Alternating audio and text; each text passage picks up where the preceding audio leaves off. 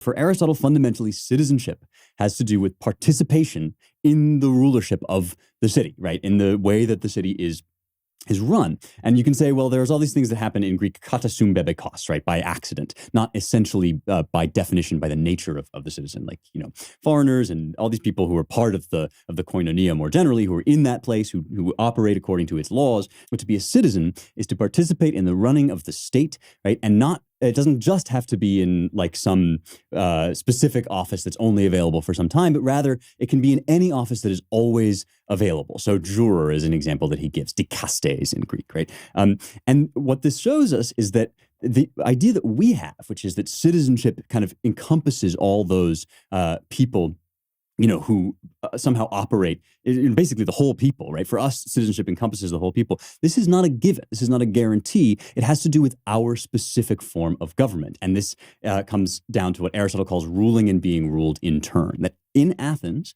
as indeed in a republic, right, everybody has some availability to participate in that form of government as they come of age, right? We deprive some people of that ability if they, if we find them, if they commit a crime or if they're mentally defective or whatever. We kind of we have these kata bebekos, these sort of accidental questions. But according to our politeia, our constitution, right, citizenship is available to all adults, full citizenship, right? The final flowering or the kind of end of citizenship. And, you can have citizen children, as Aristotle says, right? But they kind of take on their citizenship when they are able to participate in the ecclesia and the dikasterion, the council and the courts. And we're going to get into that in a second, but let me just read finally the thing that I visited at the very beginning, right?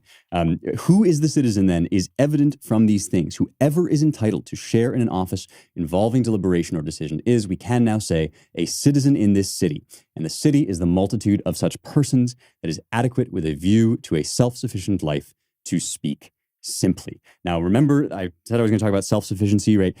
Self-sufficiency does not just mean providing for your material needs, because you can sort of do that alone, right? Even the rudimentary political interaction for Aristotle, which is husband and wife, right? You don't need that to survive. You don't need to procreate in order for you personally to survive. So we can't be talking about that kind of self-sufficiency. And actually, if you have that kind of self-sufficiency where you don't need anybody else in order to really flourish and thrive, then you're either a god, right? You are kind of this pure, unmingled, supernatural entity, or you are some form of beast, right? You're some kind of subhuman fellow in some way, right? That you have this kind of feral nature. But humans, right, reach their flourishing in community with one another, because that's where we can do virtue, right? That's where we can be liberal and generous. That's where we can be courageous. That's where we can be wise. All of these things happen in relationship with one another. And so that's the kind of self-sufficiency that defines the remit of the state for Aristotle. And doing that in a democracy or in a republic